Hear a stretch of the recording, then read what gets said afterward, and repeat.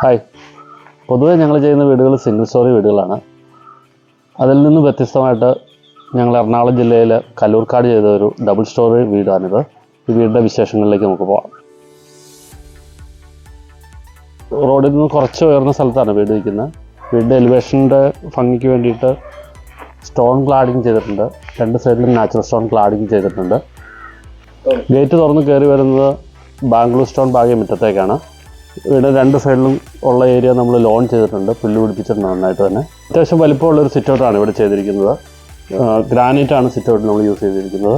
Front door ചെയ്തിരിക്കുന്നത് തേക്കിലാണ്, മുഴുവൻ തേക്കിൽ തന്നെ ചെയ്തിരിക്കുന്ന ഒരു ഫ്രണ്ട് ഡോറാണ് ഇവിടുത്തെ. മെയിൻ ഡോർ തുറന്നു വരുന്നത് ഒരു ചെറിയ ഫോയർ ഏരിയയിലേക്കാണ്. ഫോയർ ഏരിയയിൽ നിന്ന് നമ്മൾ ലിവിങ് റൂമിലേക്ക് കയറും.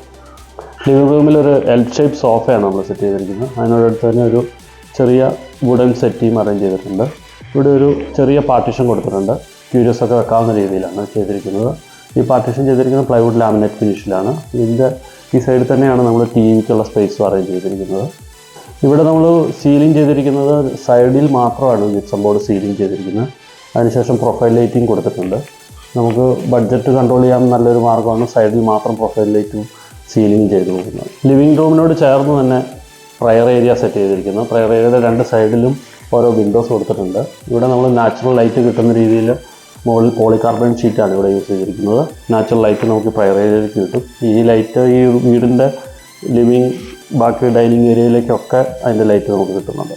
വളരെ സിമ്പിളായിട്ടാണ് പ്രയർ ഏരിയ ചെയ്തിരിക്കുന്നത്. ചെറിയ ഒരു ടേബിളും അതുപോലെ തന്നെ കുറച്ച് സ്റ്റാൻഡും ഇവിടെ ചെയ്തിട്ടുണ്ട്. വളരെ മിനിമലൈസ് ആയിട്ടുള്ള രീതിയിലാണ് പ്രയർ ഏരിയ ചെയ്തിരിക്കുന്നത്.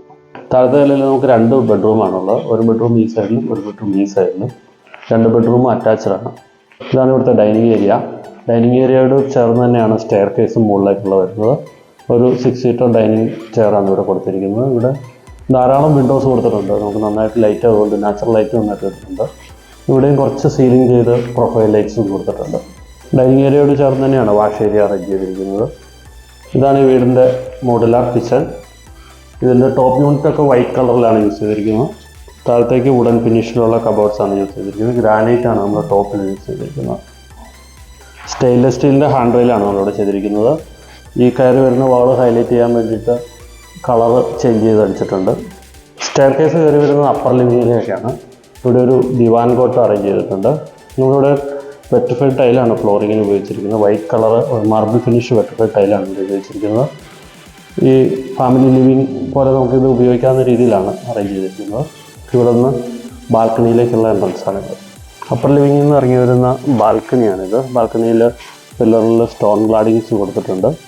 ഇവിടെ ഒരു ചെറിയ സീറ്റിംഗ് സ്പേസ് പോലെ നമുക്ക് അറേഞ്ച് ചെയ്തിട്ടുണ്ട്. ഹാൻഡ് റെയിൽസ് ഒക്കെ കൊടുത്തിട്ടുണ്ട് ഈ സൈഡിൽ. 2200 സ്ക്വയർ ഫീറ്റ് ഡബിൾ സ്റ്റോറി വീടിൻ്റെ 2 ബെഡ്റൂമുകൾ മുകളിലത്തെ നിലയിലാണ്. ഒരു ബെഡ്റൂം ഇതും ഒരു ബെഡ്റൂം ഈ സൈഡിലുമാണ് അറേഞ്ച് ചെയ്തിരിക്കുന്നത്.